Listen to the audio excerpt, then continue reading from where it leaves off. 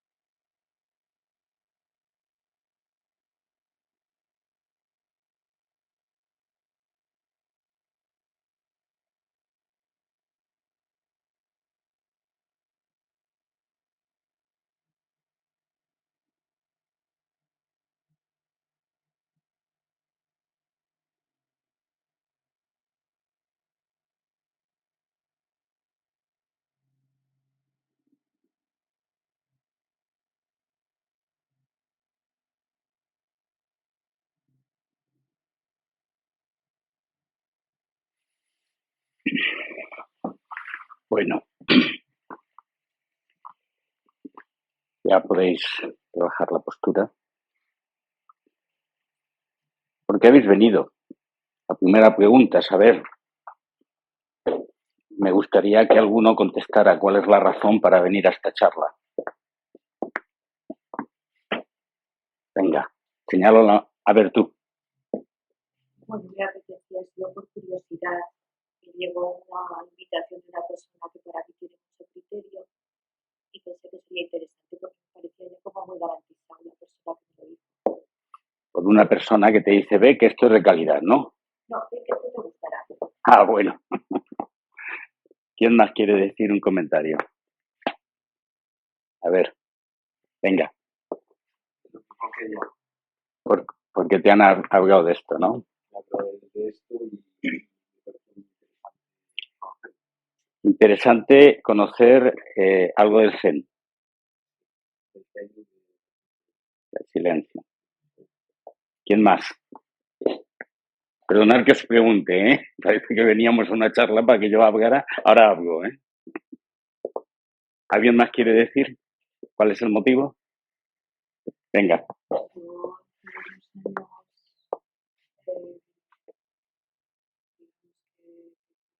Háblalo un poquito más alto, que no te oyen. Hace un tiempo tuve contacto con un experiencia y descubrí cosas que no había descubierto antes. Y bueno, pues últimamente estoy como más, he vuelto otra vez a la realidad de todo el mundo, pero sé que esto... La práctica del silencio puede hacerte descubrir cosas. te da paz y tranquilidad. Bien. ¿Alguno aquí practica alguna práctica del silencio, aparte de los que están ahí sentados? Debe levantar la mano si alguien... ¿Eh? ¿Qué es lo que intentas? Silenciar, estar un rato sin hacer nada, atenta a ver si llegan los pensamientos o no llegan, cuando me doy cuenta que estoy metida en pequeños pensamientos. Ya. Entonces, no sé. Pero no sigues ninguna escuela, ninguna... No. Bueno, lo primero que nos tenemos que preguntar es ¿qué nos pasa? ¿Qué nos pasa a los humanos? Yo no voy a hablar de qué es el Zen, cómo se practica, cómo surgió, de dónde vino, etcétera, porque todo eso lo podéis leer en libros. Yo quiero hacer más un contacto más íntimo con vosotros, donde podamos hacernos preguntas importantes y tener la capacidad o el coraje de responderlas, ¿no?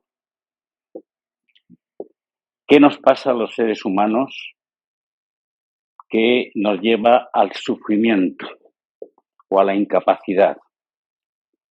Esta fue una pregunta muy importante que se hizo a alguien muy importante. ¿Os acordáis de quién? Buda. El Buda movió toda su vida sobre la pregunta de por qué la gente tiene que sufrir y por qué tenemos que sufrir. ¿Cuál es la razón por la cual nosotros nos sentimos insuficientes, incapaces, con miedo, con expectativas, con necesidad de controlar lo que nos pasa alrededor? Algunos más, otros menos. Como decías, la paz. ¿Cómo consigo la paz?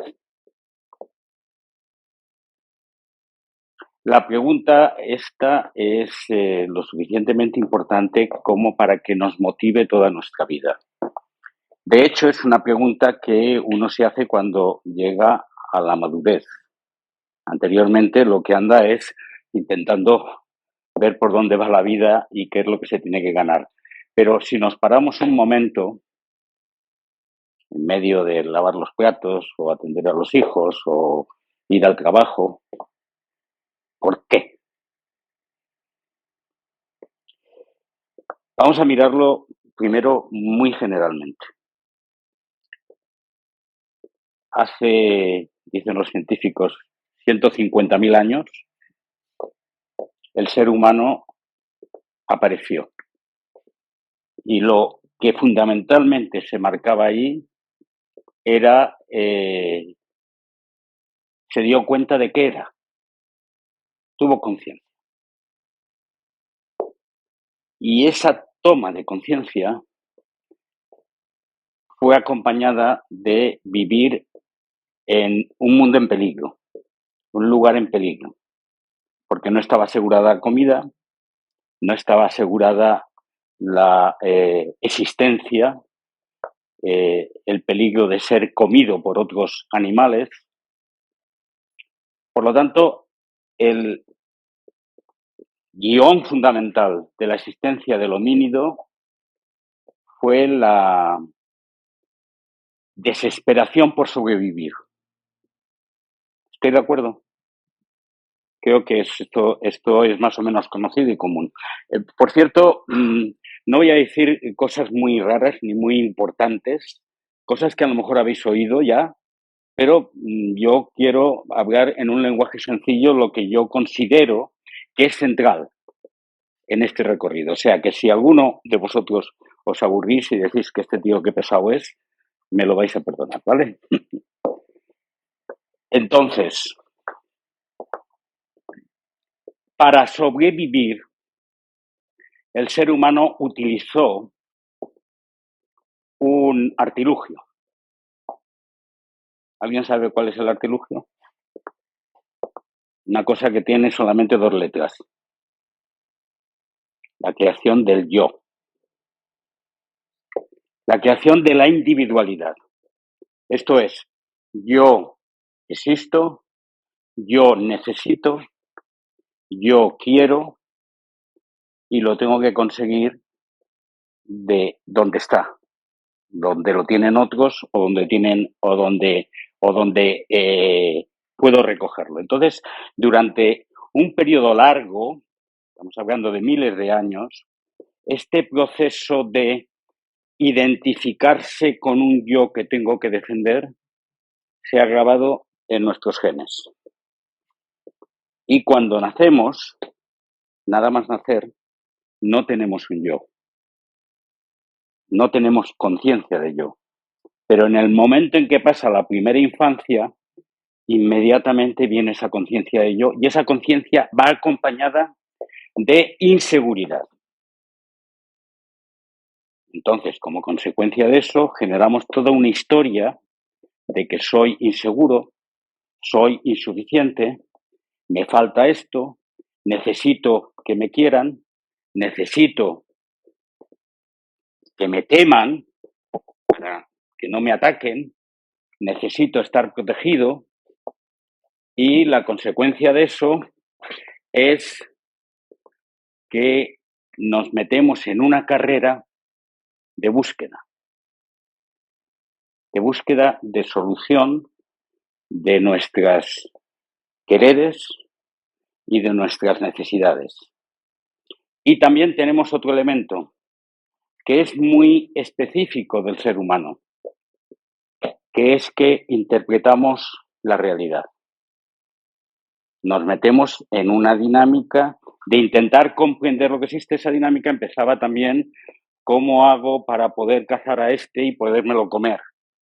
Hay una dinámica de manipulación de la existencia de forma que podamos resolver mejor el problema de nuestras necesidades. Pero eso nos lleva, por el mecanismo de miedo, estoy inseguro, y por el mecanismo de querer interpretar la realidad, a montarme historias. O sea, el hecho de que el ser humano empieza a contarse historias es un hecho fundamental de nuestra vida. Y esas historias al principio eran historias mágicas.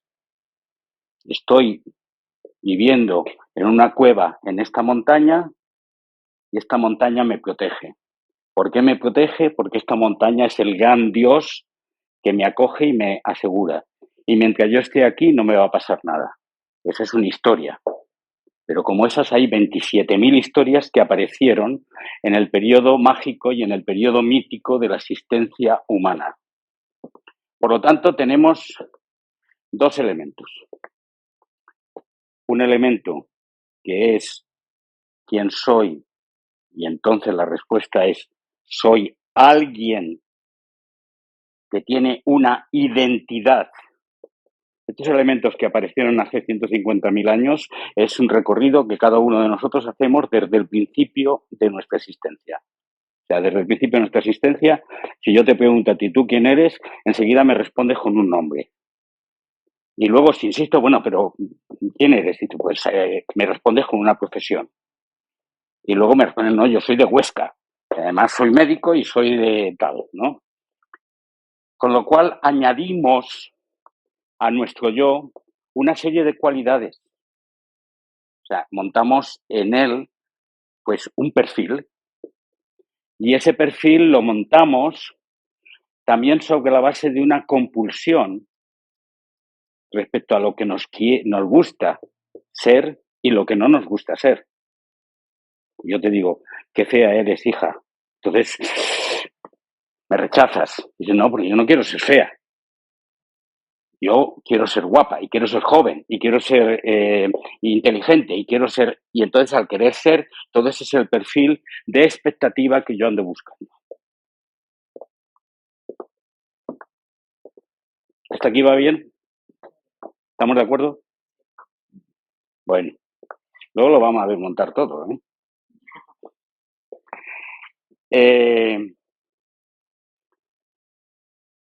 esas historias que nos contamos son historias que creemos y que decimos que son la verdad.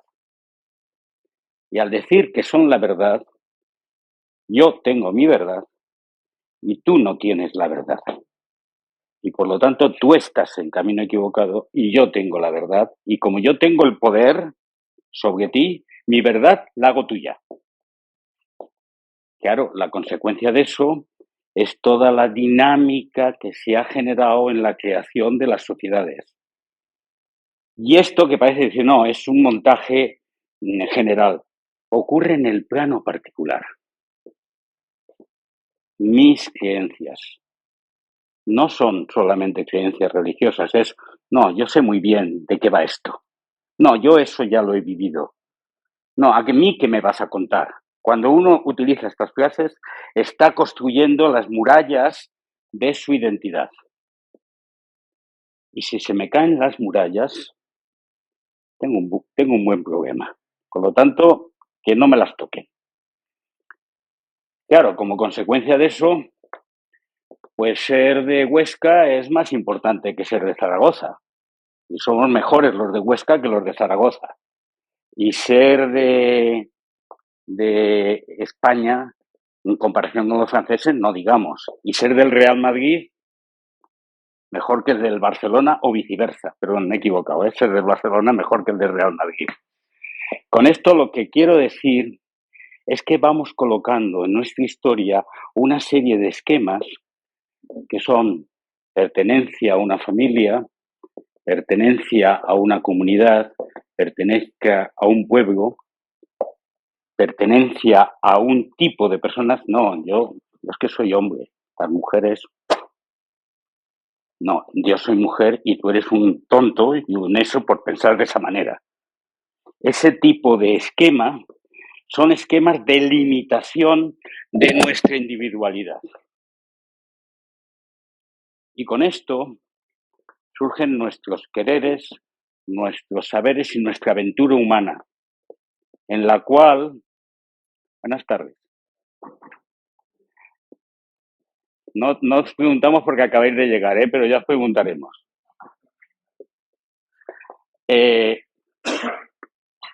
Con esto lo que nos pasa es que tenemos expectativas y tenemos proyectos y tenemos cosas que queremos tener. A ver si consigo tener dinero suficiente para comprar esta casa, a ver si llego a final de mes de otra manera, a ver si me quieren un poquito más y podemos tener un hijo. Hay expectativas. Y cuando las expectativas no se cumplen, sufrimos. Esto es una historia así de sencilla. O sea, si queréis la complejizamos todo lo que queráis respecto a cómo uno monta su psicología, su subconsciente, pero en el plano de ir a la síntesis va un poquito de esto. O sea, el Buda cuando descubrió su gran verdad era ver a una persona vieja, a una persona enferma y a una persona difunta. Y con eso, hablar de la enfermedad, de la decadencia y de la muerte eran tres elementos que le removieron todo el espíritu. Pero cada uno de nosotros, cuando nos sentimos ansiosos, nos sentimos dándole 20 vueltas a las cosas para que a ver si consigo controlar esto, cuando estamos esperando el resultado de algo, cuando estoy esperando a ver si me llaman, estamos con esa dinámica de expectativas. Nos montamos proyectos. ¿Y por qué? Porque considero que tengo que conseguir algo para estar mejor. Porque considero que tengo que alcanzar esto para ser feliz. Porque considero que si me quieren, me sentiré bien. Porque considero que si yo me sigo haciendo ejercicio en el gimnasio, estaré fuerte y estaré bien toda mi vida.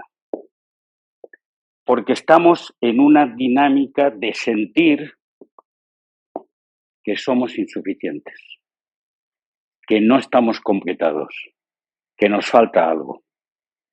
Este esquema antiguo de pronto adquirir conciencia y darme cuenta que estoy solo y que necesito y que nadie me va a dar el alimento por sí mismo y tengo que luchar por sobrevivir, se ha convertido en una carrera continua de intentar resolver nuestra vida.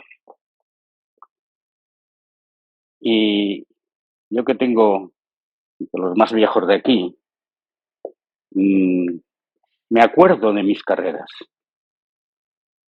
de cuando era joven, y lo que yo aspiraba, y cómo buscaba, y de mis amores, y de aquellos que fracasaron, y de mi familia. Tengo 6 nietos, por lo tanto, tengo una familia relativamente grande, y de mis fracasos en esa dinámica. Y me siento ahora que estoy en la tercera edad y que dentro de 10, 20 años me voy a morir.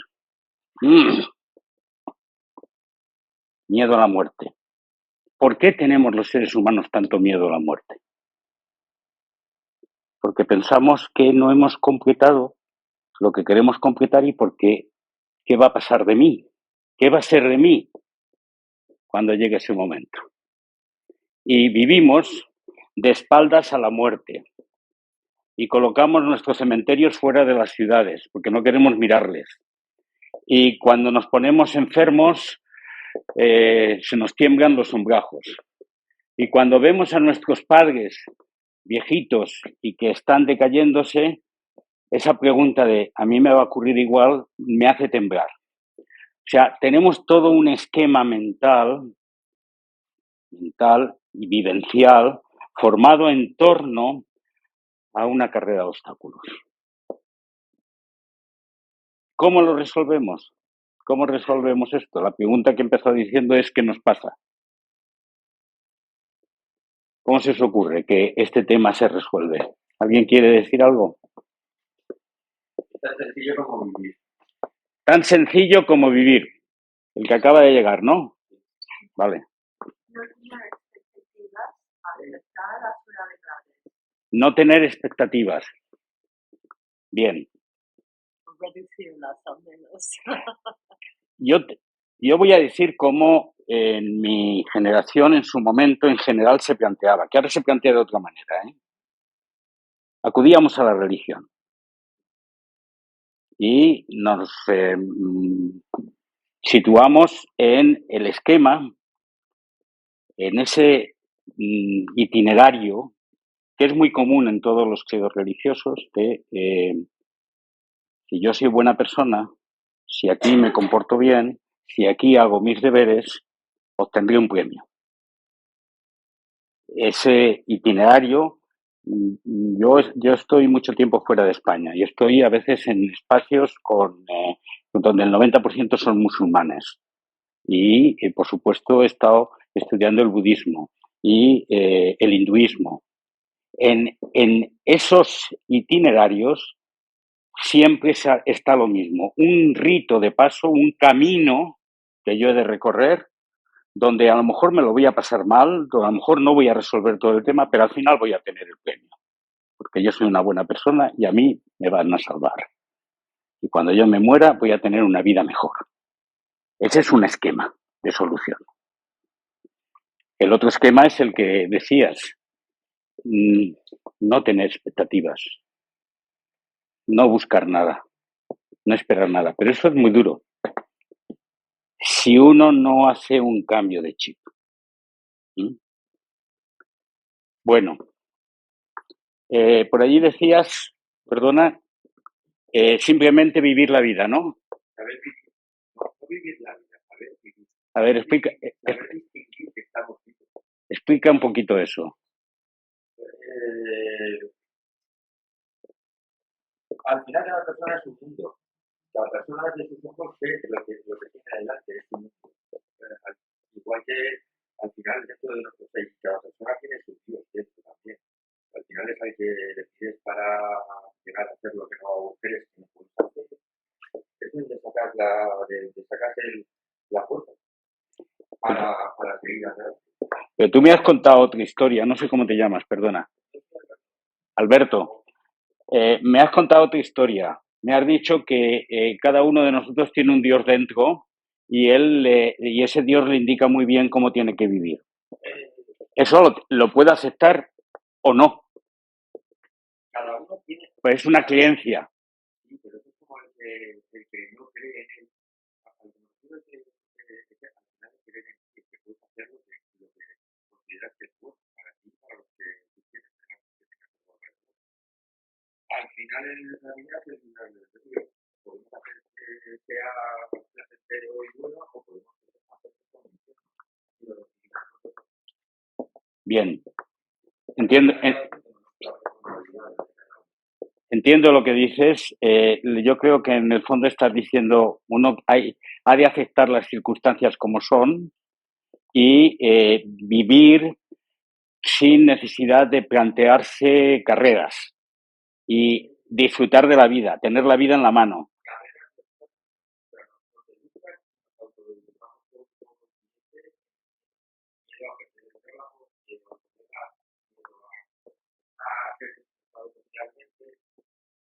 Que también acaba siendo una manera de hacer que la gente sea de esforzarse para llegar a ocupar el puesto que crees que es lo capaz de la sociedad que vivimos y demás. Y en realidad lo que tenemos que aprender es a ser felices. ¿En ser? Ser felices. En ver las cosas buenas de la vida, no hacer.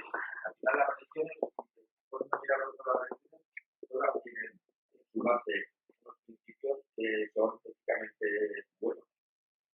Sí. Lo que pasa es que luego, claro, el ser humano es el que al final manipula sus propios beneficios. Claro. Pero ponte dice, todas las religiones que no, lo que no quieras que te hagan a ti no lo hagas. No maltrates al prójimo, no maltrates para que no te maltraten. Claro, porque es que hacemos dos cosas importantes y muy duras. Una es intentar controlar el entorno. Como estoy inseguro, pues busco controlar el ambiente, controlar a mis hijos, controlar a mi familia, controlar a mi casa, controlar a mi comunidad, controlar. Y ese controlar genera una dinámica de poder. Yo puedo y yo te controlo. Y esto es una de las fuentes principales de nuestra dinámica de sufrimiento. El tema del control y el tema del poder. Y la otra elemento es la manipulación. Manipulamos la existencia reinterpretándola a nuestro gusto. Por ejemplo, durante mucho tiempo se dijo que la gente que tenga la piel de color son seres inferiores y su cerebro es más pequeño y más incapaz que el cerebro de los blancos. Esto que parece ahora una burrada, esto ha sido una interpretación y una manipulación permanente durante incluso siglos, ¿no? Y hay otras manipulaciones que continuamente hacemos. Algunas son sutiles, son pequeñas. Por ejemplo, una manipulación es la negación de cosas que nos ocurren y no queremos ver. Es el rechazo de determinadas formas de vivir que a lo mejor están cerca de nosotros. Todo ese mecanismo lo llama el Buda. Yo nombro al Buda, pero también nombraría a Jesús de Nazaret, ¿eh? O sea, no soy budista, digo para que tengáis, no soy budista y tampoco hoy me confieso cristiano, ¿no? Pero el Buda lo llama los tres reinos. El reino de la posesión, el reino del rechazo y el reino del dogma. Y cada cual de nosotros cae más o menos en uno u otro. El reino de la posesión incluye, por supuesto, la avaricia, incluye los celos, incluye el deseo desordenado de las cosas. El reino del rechazo incluye la intolerancia, incluye la xenofobia, incluye y es fuente de muchas guerras. Y el reino del dogma, pues ya sabéis lo que es. mis creencias, mis fes, mis posiciones, mis situaciones, que las sitúo aquí. Y en esos tres reinos andamos metidos la humanidad. Pero ahora nos hemos inventado mecanismos de hacer que esas interpretaciones que tengamos no sean tan bárbaras, no sean tan brutas, sean más tolerantes, pero seguimos manteniendo áreas ahí. Estamos negociando todo el santo día respecto a esto. Pongo un ejemplo. El amor. Yo te amo, le decimos a alguien. ¿Qué significa eso? Yo te amo si me amas. Pero si yo te amo a ti, tú me tienes que amar a mí también.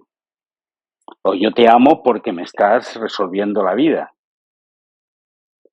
El amor se plantea de una forma mercantilista en la mayor cantidad de las veces. Eso que decimos amor incondicional es muy romántico y muy bonito. Pero mientras mantengamos una entidad individual, siempre hay un querer. Decimos yo te quiero, pero no decimos el amor incondicional de amar sin dejarse nada, sin dejarse ningún pellejo, es algo que yo lo he visto muy poco, en mí y en otros. Bueno, pues en todo esto, ¿qué respuesta da esa cosa que se llama Zen? Si es que tiene que dar alguna respuesta, ¿no? ¿O dónde encontramos otro tipo de respuesta en el sentido que Alberto iba diciendo? Hay dos elementos principales que hay que tener muy en cuenta. Y son dos elementos que no se suelen nombrar habitualmente en esas prácticas que realizamos para ir resolviendo nuestra existencia. El que hace tai chi, el que hace mindfulness, el que hace yoga, no se suelen plantear. En el Zen son centrales. La primera, que viene de muy antiguo, no viene del Zen. En el budismo primitivo existía ya. Y existe también en algunos textos evangélicos que no son los gnósticos, dijéramos, los reconocidos.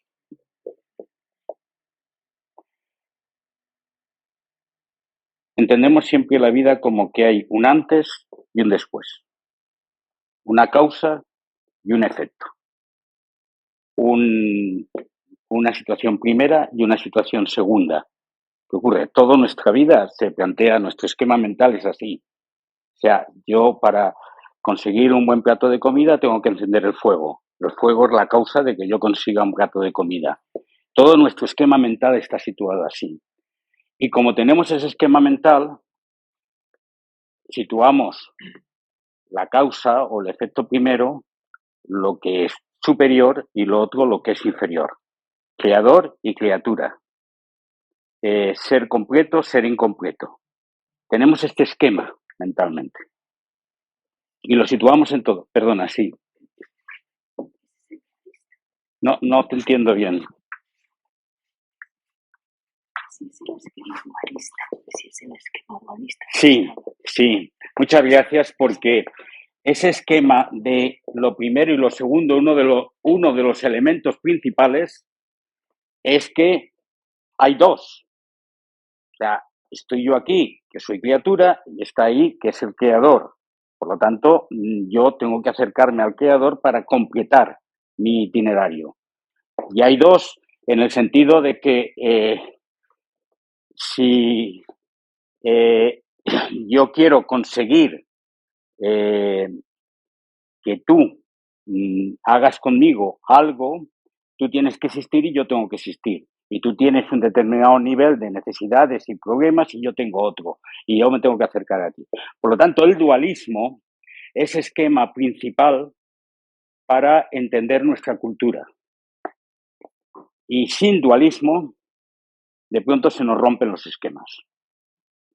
Porque si no hay dualismo, no hay un antes y un después. No hay un Dios y una criatura. No hay un ser perfecto y un ser imperfecto. No hay un ser distinto de otro ser distinto, sino que todo está mezclado. Pues esto fue exactamente la gran propuesta del Buda contra la religión brahmánica. Y esto es el primer elemento de experiencia, no de teología o de metafísica o de teoría para vivir, de experiencia vital que los grandes maestros del Zen aprenden. No hay dos. Fijaos qué importante es esto, que no hay dos. No hay dos significa que tú no eres tú y yo no soy yo. Esto es, que tú y yo no somos dos seres separados. ¿A dónde nos lleva eso? ¿Estáis dispuestos a aceptar eso operativamente en vuestra vida? No se trata de hacerlo esto, bueno, una teoría que coloco ahí en un cajón. ¿Qué teoría más interesante nos ha contado Pedro hoy? La ha colocado ahí en un cajón y yo sigo con mi vida. No. Yo os estoy interpelando a si este elemento, que es elemento central en el budismo primitivo y es elemento central en el Zen, es un elemento que puede convertirse en un motor operativo de vuestra vida. Porque si se convierte, no tienes necesidad de ir a ningún sitio para mejorar nada. No tienes esa necesidad. ¿Por qué? Porque partes de la idea de que tú eres imperfecto porque consideras que hay algo que está perfecto. Y si consideras eso, pues hay un recorrido que tienes que hacer. Por lo tanto, tienes una meta, tienes un objetivo en tu vida. Y esa meta, ese objetivo es desde donde tú estás a ir a otra parte.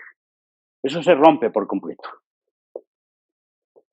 Por eso el planteamiento que conocemos de un poco de la leyenda del Buda es, en su despertar, maravilla de las maravillas, todos los seres son perfectos. Eso es como se conoce, pero la realidad de lo que se quiere expresar es: no existe un ser menor y otro ser mayor.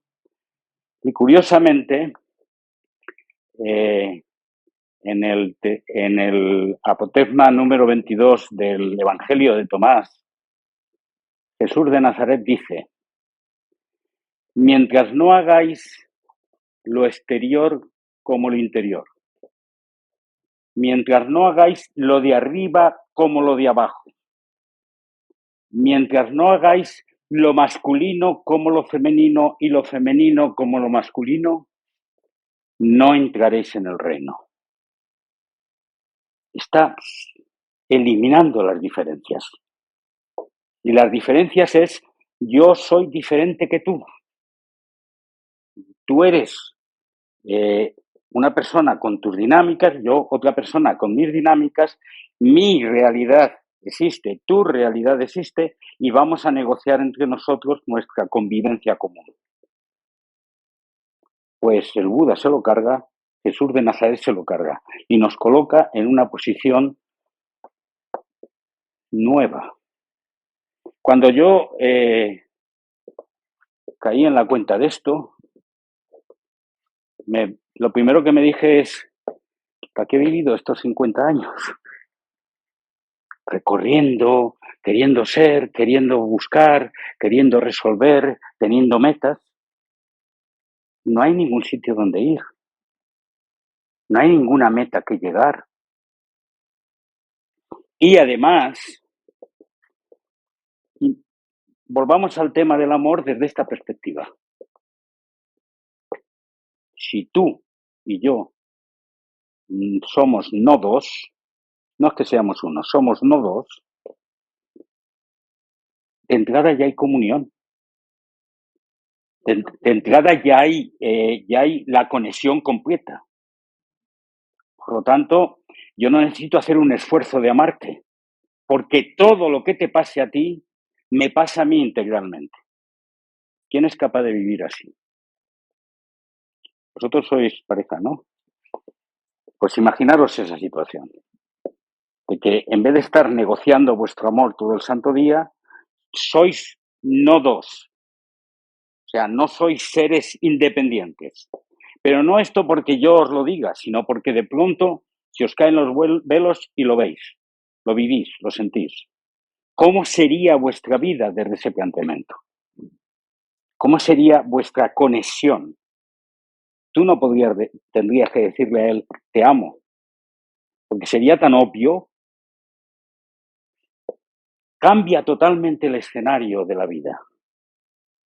Y además esto hace erizarse los pelos de la piel, porque aplicado y desarrollado en la multitud de momentos de la vida, nos situamos en forma diferente, porque no estamos hablando de personas solo, estamos hablando de seres. En una ocasión un místico hindú que estaba en la cárcel, seguro que os acordaréis del nombre, ahora yo no me acuerdo, vio a través de la ventana a alguien que estaba azotando a un toro, a una vaca. Y al místico hindú se le abrieron los latigazos en la espalda. Tenía una conciencia cósmica, de conexión con todos los seres. Si tuviéramos ese planteamiento, imaginaros el daño que le estamos haciendo a la Tierra. Nos lo estamos haciendo a nosotros. Pero no porque tengamos una repercusión de lo que le pase a la Tierra a nosotros, sino porque la Tierra somos nosotros. O sea, el elemento central del planteamiento del Buda es no existe ninguna existencia independiente, separada. Y no existe nada que sea causa de otra cosa.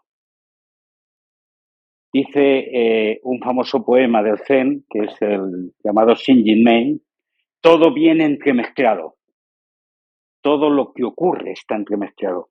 Curiosamente, hoy en día la física cuántica va un poquito por aquí, va eliminando los elementos de las causas primeras, causas segundas. Pero eso es otra parte del tema. Estamos hablando de nuestras vivencias. Porque aquí lo más importante es qué hacemos con nuestra vida a partir de aquí. Si después de la charla de hoy asumís estas dos cosas, no hay un antes y un después, un arriba y un abajo, un delante y un atrás, y al mismo tiempo no existe existencia separada, es la llamada famosa teoría del ánata, es no yo, entonces se nos deforman de forma muy importante todos los esquemas iniciales de los que hemos partido. Hemos partido de que nos hemos creado un yo para sobrevivir. Y lo hacemos cada vez que un niño pequeño aparece, se desarrolla, tiene una identidad, tiene un nombre, tiene un perfil, tiene una historia y además nos creemos que existe una corriente temporal que lleva desde la infancia hasta la vejez. Y luego además incluimos un alma inmortal que va a seguir existiendo y en unos casos, en unos planteamientos, ese alma inmortal volverá a reencarnarse y en otros casos pues vivirá felizmente en el paraíso, pero no termina de desaparecer, porque si termina de desaparecer nos da el yuyu. ¿Qué pasa si no existe desde el principio? Si este que veis aquí no es un fulano de tal que se está dando una conferencia, sino simplemente es un cruce de circunstancias y manifestaciones que se están produciendo en este momento, pero donde no hay un planteamiento individual per se. Porque curiosamente lo que dice hay un sutra en el Buda que dice, de igual manera que el agricultor cultiva su campo, de igual manera que el arquero afila su arco, de igual manera que el escultor esculpe una bella estatua, el sabio cultiva su yo como un útil instrumento. Y aquí hemos dado otro paso. Porque yo no estoy diciendo, tú eres mamá, ¿no? Yo no estoy diciendo que dejes de ser mamá. Estoy diciendo que ser mamá es uno de tus personajes. Y hay que vivirlo plenamente. Pero luego hay que colocarle en el armario. Porque como quieras seguir siendo mamá y ser, yo soy y me identifico con ser mamá, la has liado. O sea, el planteamiento es, soy mamá, pero no soy esa. Soy papá, pero no soy ese. Soy médico, pero no soy ese. Soy viejo, pero no soy ese. Soy joven, pero no soy ese. ¿Y quién eres? ¿O qué eres? Bueno, pues esta pregunta, ¿qué eres? ¿O qué es esto? Es una pregunta central en el Zen, pero no para responderla, sino para preguntársela. Porque ¿qué pasa si te haces esa pregunta? Si te haces esa pregunta es porque admites que no tienes la respuesta, ¿no? Porque si no, no te la harías, sería obvio. Dice, ¿de qué color tengo mi pelo? No, esa no me la pregunto, porque yo sé de qué color tengo mi pelo, ¿no? Pero si te preguntas, ¿quién soy yo? Es porque aceptas de entrada que no lo sabes.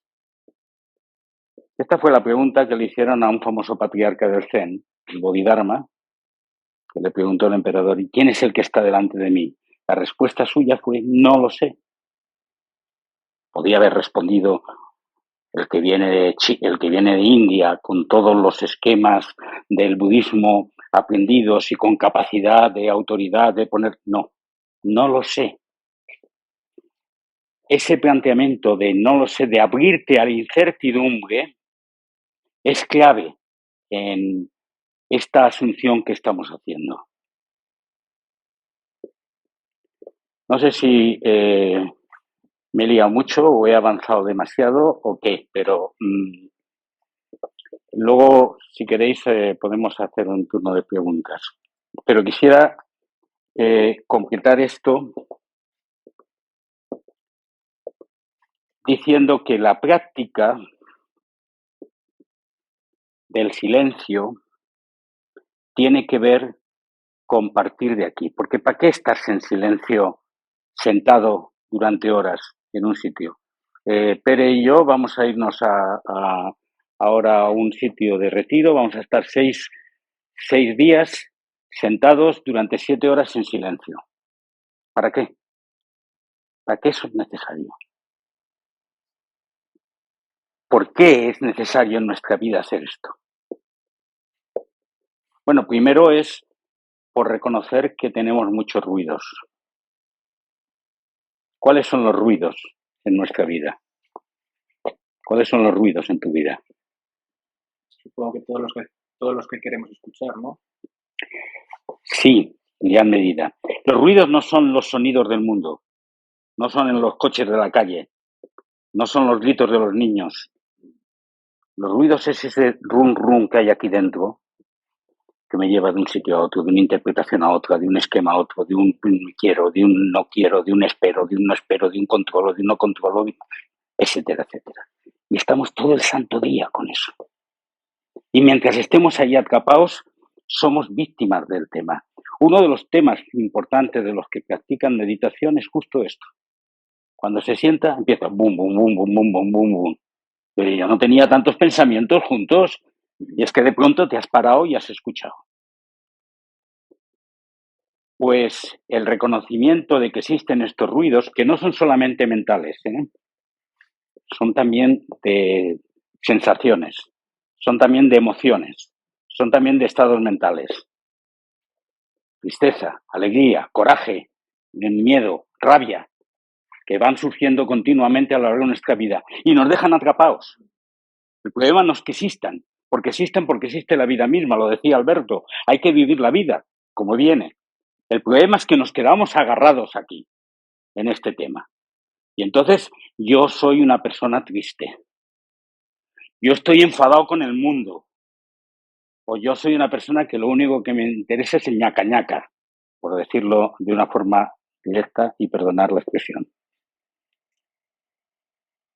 Eso es el apego. Eso es la cristalización de la existencia, la congelación de la existencia. Y ese es el verdadero ruido. Verdadero ruido que nos lleva a veces a obsesiones mentales, a dinámicas de estados de conciencia donde nos quedamos atrapados, a depresiones, a paranoias, a obsesiones, etcétera. Y ese es el verdadero ruido. Y para salir de ese ruido hay que meter silencio en nuestra vida. ¿Cómo metemos silencio en nuestra vida?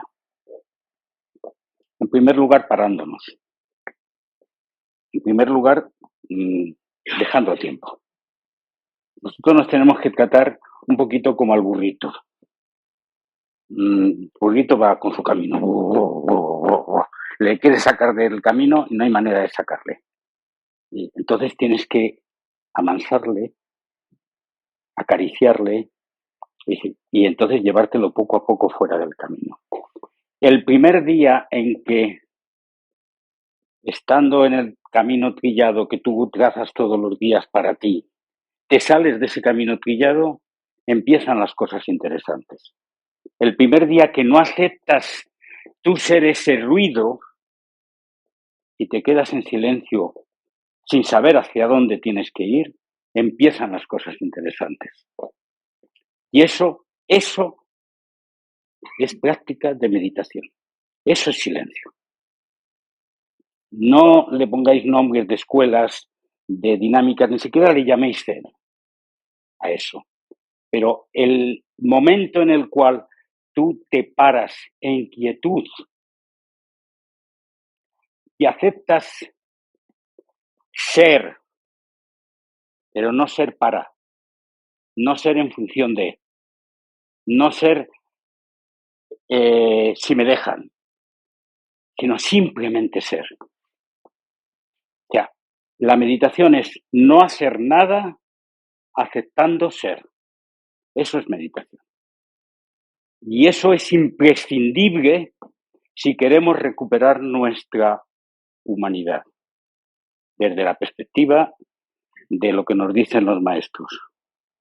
No hay diferencias, no hay realmente algo que le puedas llamar que eso eres tú. Hay cosas que colocas en eso que eres tú, pero algo que realmente tú puedas llamar, esto es lo que soy, aquí lo tengo. Si me lo muestras, será el tema. Hubo este maestro que decía yo antes, Bodhidharma, tuvo un discípulo que se le acercó y lo primero que le dijo: maestro, estoy confundido, estoy agobiado, tengo la mente muy inquieta, por favor cálmamela. Bueno, pues vete a buscar la mente, me la traes y te la calmo.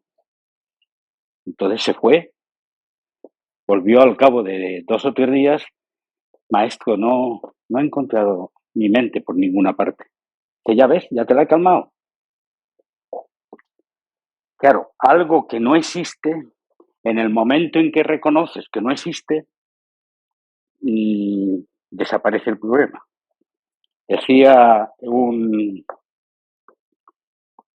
en una de las frases de Thich Nhat Hanh: si estás cabreado, si estás cabreada, ponte delante de un espejo. Sonríe. Si eres capaz de sonreír, se te pasa el cabreo. Probarlo. El día que cojáis una corajina, os vais rápidamente al váter. Y allí os ponéis delante de un espejo e intentéis sonreír. A ver qué pasa. con esto lo que estamos haciendo es que nos hemos montado un personaje y soy el personaje de la señora cabreada por esto, porque no hay derecho, porque no sé qué, no sé cuánto. Pero salimos de ese personaje. Está bien que tengas ese personaje, nadie dice que no lo tengas, pero no te quedes en él. Transita, fluye. Entonces, de esto va el tema.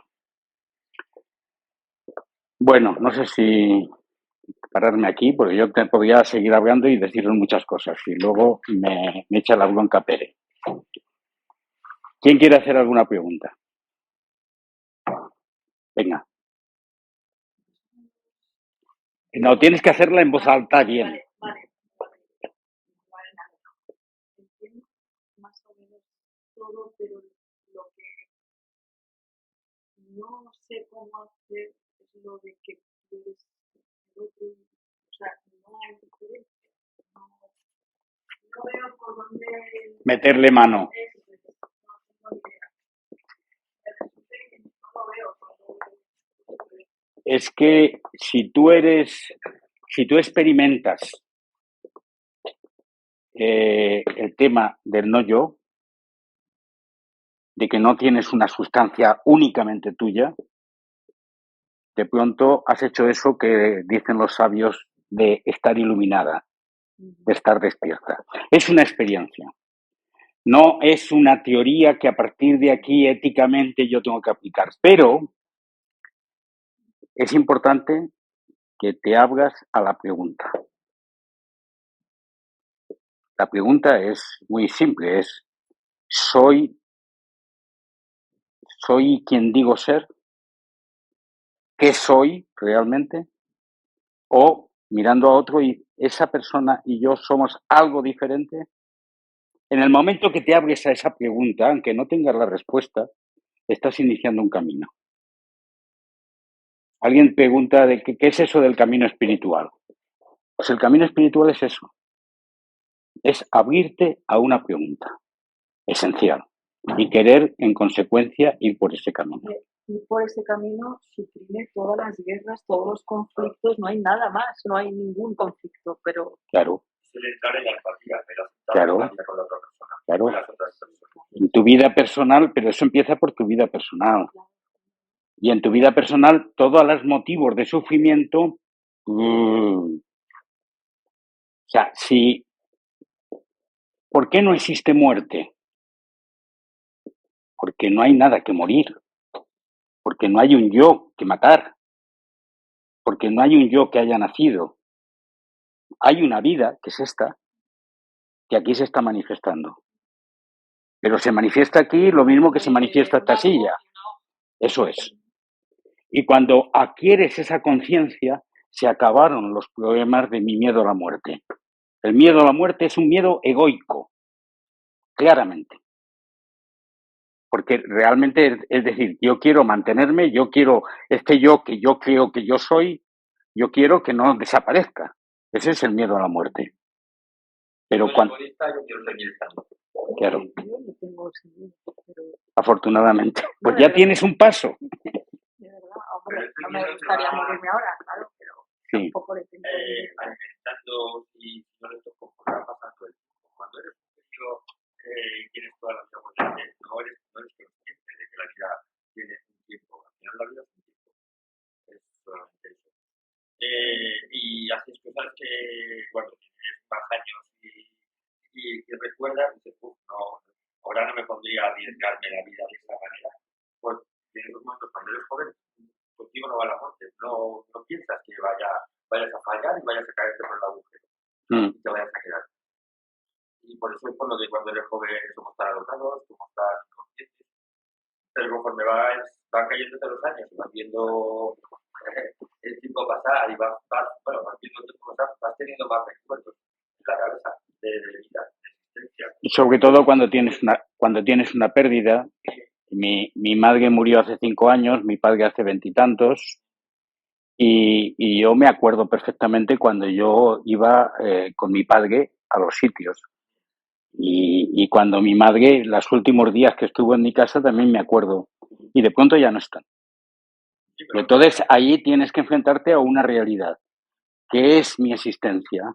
Claro, eso el egoísmo, o sea, el miedo, o sea, la pérdida de las seres queridos, al final es el duelo porque no van a estar ya y han vivido su tiempo y ya no van a estar, pero en realidad es también el egoísmo de perder a los seres queridos. No vas a volver a tener. Eso es, con lo cual, No van a quedar, con lo cual, están en los recuerdos y los recuerdos de la gente que te ha hecho. con lo cual somos conscientes, querámoslo aceptarlo o no, y yo lo que sí me gustaría de esta charla es que os llevarais un par de pensamientos para masticar, o pensamientos más bien aquí, ¿no? Para masticar y sacarles consecuencias de que realmente a lo mejor estamos con los ojos vendados dando vueltas a una noria y tenemos que volver a resetearnos. Y ahí en el resetearnos es donde entra este tema del silenciamiento y de la práctica meditativa. La práctica que yo realizo y en la que acompaño no es religiosa.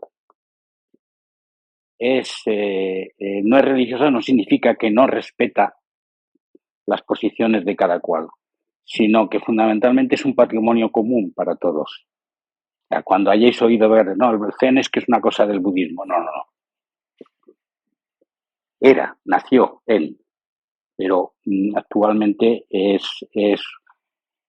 pero sí que es algo diferente a simplemente una práctica para estar tranquila o para quedarme en paz. Es algo que te pone de vueltas, te da la vuelta a tu forma de vivir.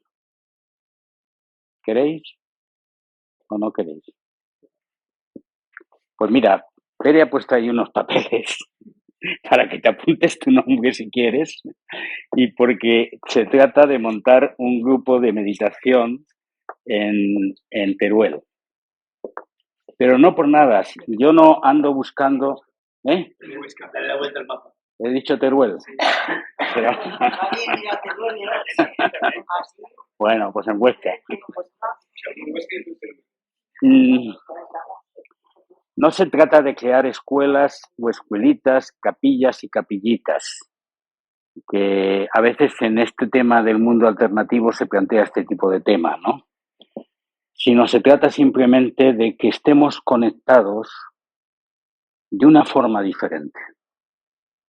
No simplemente desde a veces salgo de este aislamiento mío, de egocéntrico que tengo y me hablo un poquito a la gente, etcétera. No, estemos conectados de una forma radical. Hemos empezado con un tiempo de silencio. Era un poco extraño, ¿verdad? Porque no nos conocíamos ninguno. No teníamos, bueno, algunos os conocíais ya entre vosotros, pero de pronto hacer un silencio fundamentalmente era, y así empezaba mi maestro sus charlas, era para empezar a hablar desde otro nivel diferente. Yo tenía la charla hoy, yo preparé y tengo ahí notas, no he mirado ninguna, como habéis visto, ¿no? Porque no sabía un poco cómo esto iba a salir. Pero lo que sí que he querido es conectar con vosotros y que vosotros conectaréis entre vosotros. Y en ese sentido, que estas preguntas queden para vosotros. Y si quedan y queréis iniciar la práctica de la meditación, del silencio, de encontraros con este nivel, pues yo será para mí el único satisfacción que pueda tener el día de hoy. Pero quiero a ver si hay alguna pregunta más antes de terminar. Sí. Habla un poquito más alto. Y a mí me parece, un concepto genial, me parece que todos somos complementarios, como dices, iguales, pero complementarios, etcétera, una unidad de uno. Has hablado de la pareja. Si la pareja es uno, en vez de dos, pues claro que la cosa va a funcionar mejor. Pero cuando tú estás en una situación en que tú tienes la actitud de no dos, pero la otra persona no, ¿cómo lo manejas? Bueno, en primer lugar, decir que no es lo mismo hablar de uno que de no dos. Ajá. ¿Por qué? Porque la tendencia es habitualmente decir, bueno, no existe ser inferior ni ser superior, todos somos ser superior.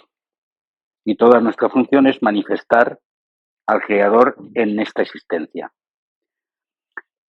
Entonces, eso significa que de pronto nos montamos de nuevo el mito de que tenemos un itinerario de ser perfectos, al final todos acabaremos siendo uno.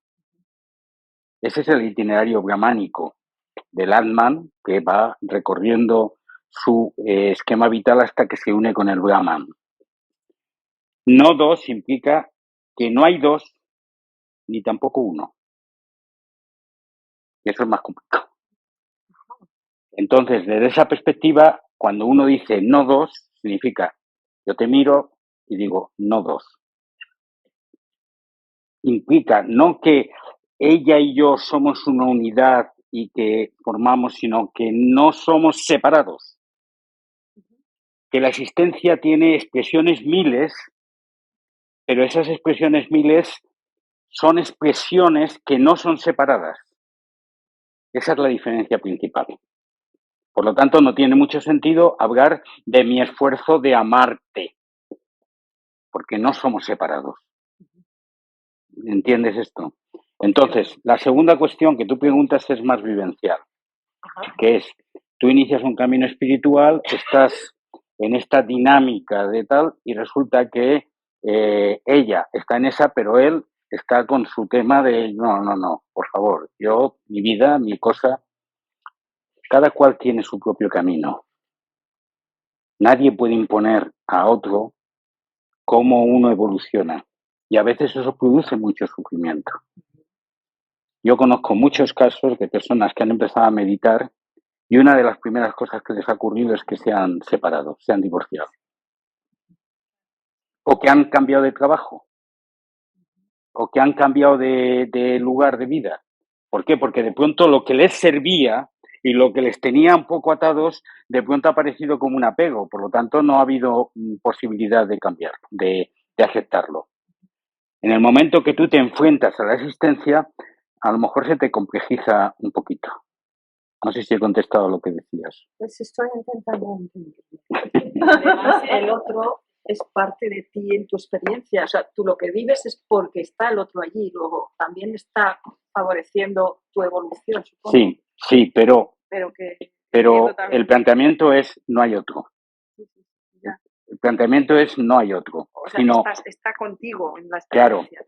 Todo. Pero fijaros lo que significa, por ejemplo, cuando tú miras un árbol en el parque y dices, no, ese árbol, que yo lo veo como un objeto, y esta existencia es la misma existencia. Los esquemas éticos, los esquemas vivenciales, la operación de tu vida cambia totalmente. Hasta tal punto que lo que nos pasa normalmente a los meditantes, yo llevo meditando 30 y tantos años, ¿no? Pero lo que nos pasa normalmente a los meditantes es que a veces estamos en ese no dos que hablamos, pero inmediatamente nos metemos en la dualidad. ¿Por qué? Porque nuestra forma de estructurar nuestra mente, la cultura, la sociedad, el esquema, te lleva inmediatamente a eso. Pero en cuanto entramos en la dualidad, entramos en la espiral de sufrimiento, en la espiral de lo que yo deseo, lo que yo quiero, lo que yo controlo, lo que yo manipulo, etcétera. Entonces, lo importante es tener la autenticidad y la honestidad de poner un interrogante.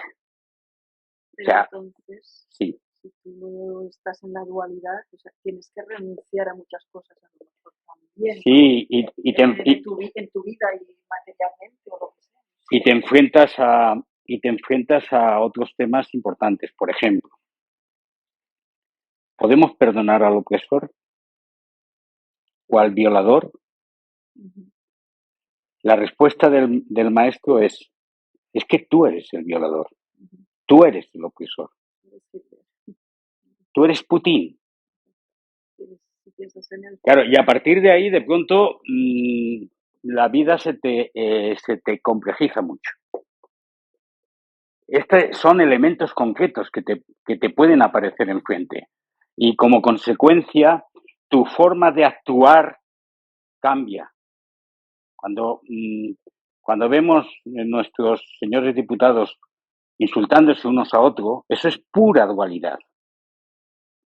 Si ahí se aplican nodos, no ocurriría nunca nada de eso. Sería un funcionamiento orgánico, integrado.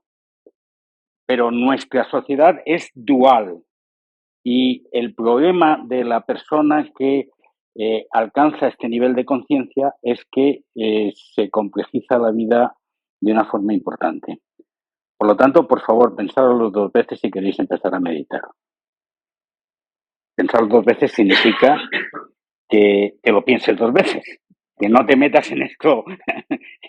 Ya simplemente, como alguien decía al principio, que es muy legítimo, por curiosidad. Cuando yo empecé a meditar, siempre nos preguntaban, ¿tú para qué quieres empezar a meditar? Pues unos para controlar mi mente, otros para estar más tranquilo con este follón que tengo aquí, otros para saber quién soy, otros para tener una vida operativa más productiva. Todo eso vale, pero cuando sigues meditando, no hay metas, no hay objetivos. Y simplemente te sientas. Complicado, ¿no? No es complicado, es muy sencillo, pero al mismo tiempo es más... sí, pero el tema es que estas ideas, bueno, esta experiencia viene de 2600 años atrás y luego de 2000 años atrás. Y ahora estamos también redescubriéndolo. Y lo que es un gran honor y una gran perspectiva es que ahora tenemos hambre.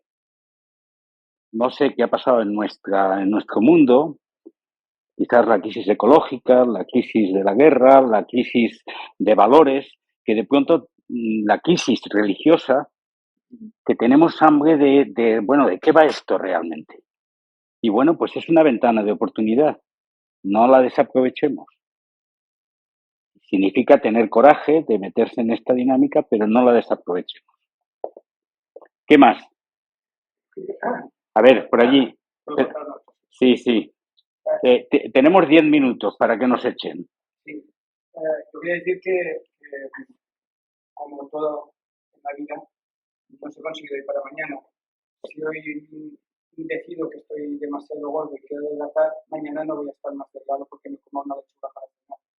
Entonces, lo que ha querido Pedro cuando nos ha explicado esto es que es un camino largo. No es un camino de una vez a la semana, pues voy como a un entrenamiento y ya, sino que es una cosa, no solo yo diría de todo el día, pues no de pensar, sino de dejar de pensar. Y un ejemplo que se me ocurre muy típico es, mirad una puesta de sol. Si estáis en silencio, estáis unificados con la puesta de sol, con los pájaros que vuelan, con lo que se oye allí en ese momento. En el momento que decís, voy a coger la máquina y voy a hacer una foto, ahí aparece el yo. Y entonces viene el problema. No sé dónde está la máquina, me he quedado sin batería, ahora no enfoco, ahora no sé qué, y nos hemos separado. Si nos quedamos en el momento de la puesta de sol, viendo cómo el sol se está escondiendo en ese momento, que para mí es un momento mágico del día, no existimos como individualidad separada. Estamos ahí. Y no somos nada, ni pensamos nada, estamos viviendo ese momento. Si dice una puesta de sol, el nacimiento de un niño o una noticia que estamos en silencio contemplando. Si conseguimos eso, hay los dos. Porque no hay la puesta de sol y yo. En el momento que vamos a hacer una foto, hay puesta de sol y yo que hago. Claro, quiero intentar condensar un trabajo de años, que lleva, os ha comentado 35 años, que lleva también tus 17 años, ¿no? Tus 15 años más o menos, yo también. Y creo que empezamos a ver algo de los dos, ¿no? Pero que no es una cosa de hoy para mañana. Y es un camino que es algo y que descubres que hay muchos aspectos en tu vida que tienen que cambiar. Que a lo mejor te estás apegando a cosas que no deberías apegarte. Que a lo mejor te dejas seducir por cosas que no tendrías que dejarte seducir. Y empiezan a ver ocurrir cambios en tu vida. No por meditar que vas a separar de tu pareja, como ha expresado Pedro. Pero puede ser que te Pero que no. parezca que a lo mejor esa relación es tóxica y no es lo que más te conviene, por ejemplo. O puedes darte cuenta de que a lo mejor tu relación con la comida no es la que debería ser, porque estás queriendo huir de la angustia o huir del malestar. Simplemente comes y comes y comes sin saber realmente qué está pasando. Entonces, por eso os decía que también el ejemplo de puesta de sol es que se pasa por ser. Sabes ves una, contemplas una puesta de sol, no existes. No hay dos, estás uno con lo que estás viendo. Hasta que dices, voy a buscar la máquina de fotos para enviárselo a mi amigo por Instagram. Entonces, a partir de ahí, aparece el yo y aparece. Alguien quería preguntar por aquí, no sé quién era.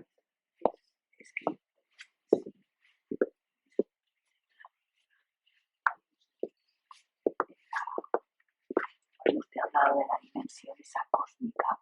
Sí, la conciencia cósmica, de Aurobindo, era el nombre de la persona. Si ahí el tiempo es lineal. Ah, esa es una pregunta teórica, ¿eh? El tiempo nunca ha sido lineal.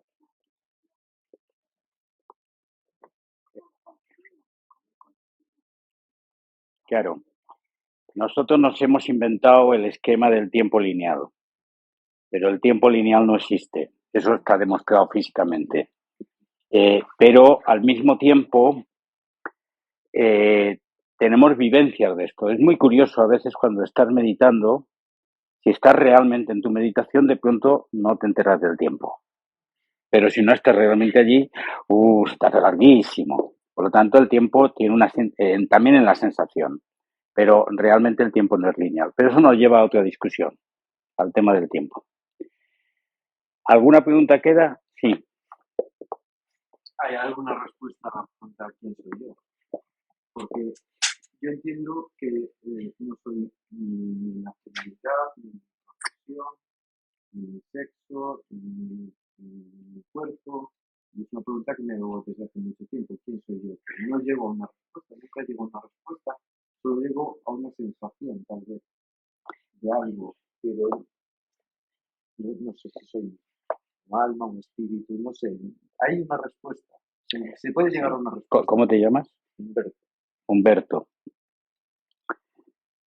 La respuesta no está en tu mente. Y para tener una experiencia de quién eres, tienes que meditar. Yo no te voy a dar la respuesta. Sí, pero se llega a una respuesta. Esa es la pregunta. Repito, la respuesta no está en tu mente. La experiencia de eso que los místicos llaman esto sería la respuesta. Pero eso no te dice. Es que la pregunta de quién soy yo es la misma pregunta de qué es esto.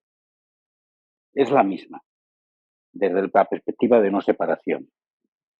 Y esa es la pregunta. Mira, yo estuve en un retiro en una ocasión en Inglaterra que estuvimos 8 días en cada respiración haciéndonos la misma pregunta. What is this? What is this? What is this? ¿Qué es esto? Y el planteamiento es, no te busques rollos mentales. Cuando alguien venía con un rollo mental, ¡pum! Pero si te haces la pregunta es porque es pertinente. Y a lo mejor tienes que pasarte toda la vida sin tener una respuesta. Pero si ahora mismo yo te diera una respuesta, me tendrías que disparar. Si yo no quiero una respuesta, yo lo que quiero saber es si puedo llegar a experimentar una respuesta. Experimentar una sensación de respuesta o no espero que nadie me diga tú eres esto, ya sé que nadie me lo va a decir o entiendo que nadie me lo debe de decir, es algo que debo de descubrir yo, pero yo quiero, voy a llegar a una respuesta. Mi testimonio es que sí, pero como dice Pérez, échale tiempo. Tiempo y esfuerzo. Bueno, pues si os parece, acabamos aquí. El que tenga interés en iniciar la práctica del Zen en Huesca, puede por favor apuntar su nombre y su teléfono y email ahí, y Pere os llamará para poneros en contacto.